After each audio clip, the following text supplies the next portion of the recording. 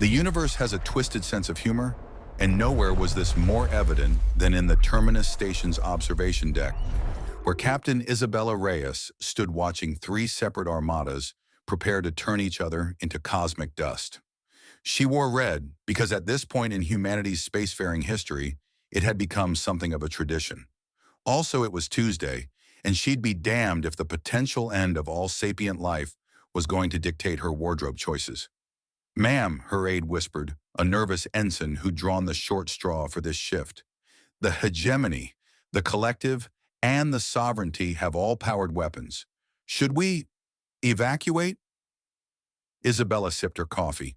Real Earth coffee, not the synthetic swill that passed for it in most of the galaxy, and smiled. "Jenkins, when have humans ever run from a bar fight, even when the bar is the size of a solar system?" The conflict had been brewing for centuries, a three-way Cold War that made humanity's old nuclear standoffs look like kindergarten squabbles. The hegemony wanted to forcibly evolve all species to their idea of perfection.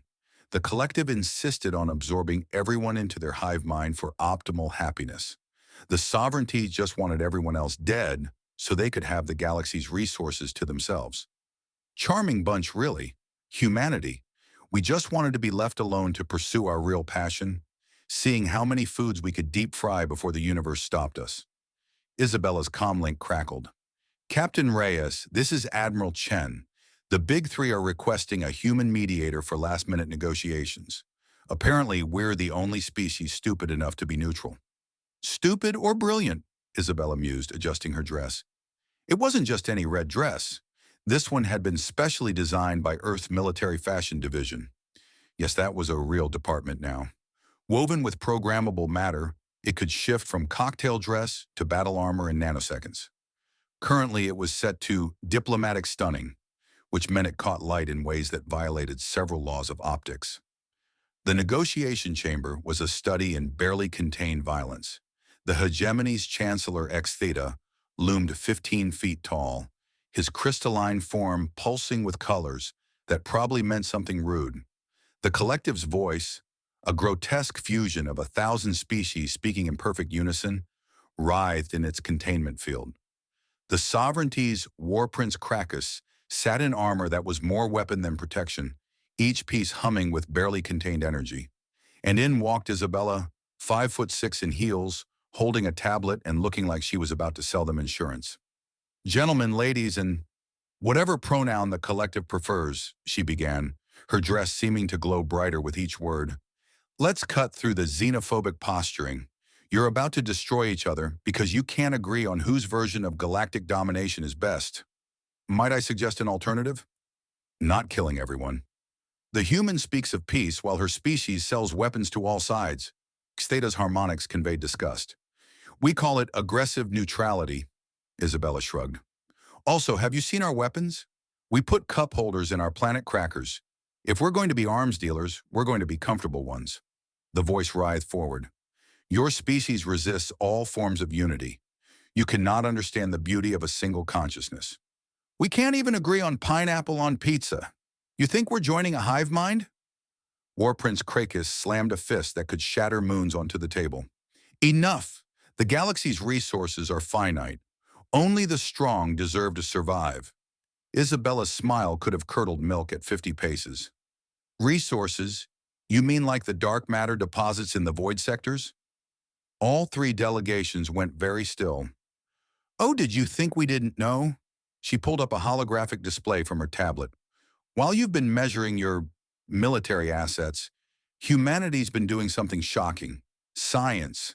Turns out the dead zones you've been ignoring are full of dark matter so dense you could run a civilization for millennia on a teaspoon."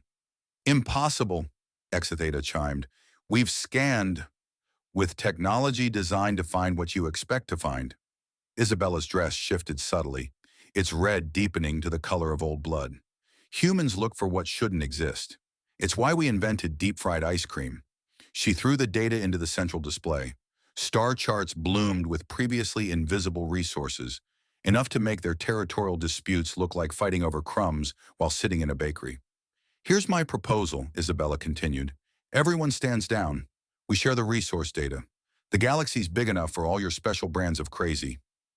And if we refuse? The voice asked in its thousand tongues. Isabella's dress suddenly shifted, the red flowing like liquid fire. Then I activate the Crimson Protocol. The temperature in the room dropped 10 degrees. You're bluffing, Krakus growled, but his armor's defensive systems had already activated. Am I? Isabella touched a hidden control on her dress. Throughout the station, lights dimmed.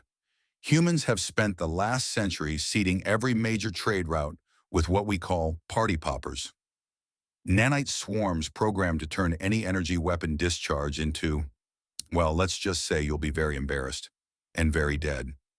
You would destroy yourselves too, Extheta observed. Have you met us? We invented mutually assured destruction as a hobby. Then we got bored and invented energy drinks that are basically liquid anxiety. Self-preservation isn't really our thing. The standoff stretched like taffy in a gravitational field. Isabella stood there, small and human, and wearing a dress that somehow seemed to pulse with the heartbeat of a dying star. Finally, the voice spoke. Show us the data. We will consider your proposal. 3 hours later, after negotiations that would have made ancient Earth diplomats weep with envy, the armadas powered down. Treaties were drafted. The galaxy stepped back from the brink. Isabella walked back to her ship, dressed still immaculate despite having just prevented galactic annihilation. Jenkins was waiting, looking like he'd aged a decade. Ma'am, was the Crimson Protocol real? Isabella smiled, touching the fabric of her dress. Jenkins, the Crimson Protocol was the friend we made along the way. That doesn't make sense. Neither does putting pineapple on pizza, but we did it anyway. 3 days later, Isabella Reyes died, not in some grand battle or assassination attempt. Her ship's navigation system, corrupted during the tense negotiations by a feedback loop from the 3 fleet's targeting systems, jumped straight into a star. Her last transmission, recovered from the black box, was typically human. Well, this is going to hurt my Uber rating. The galaxy mourned in its own way. The hegemony created a crystalline monument that sang her name in frequencies only poets could hear. The collective added her memories, somehow recovered from quantum echoes, to their consciousness, ensuring a small part of her chaos lived on in their order.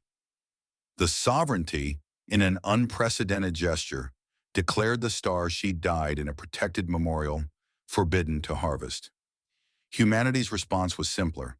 We started wearing red every Tuesday, because Isabella Reyes proved that sometimes the universe doesn't need a warrior or a diplomat or a genius.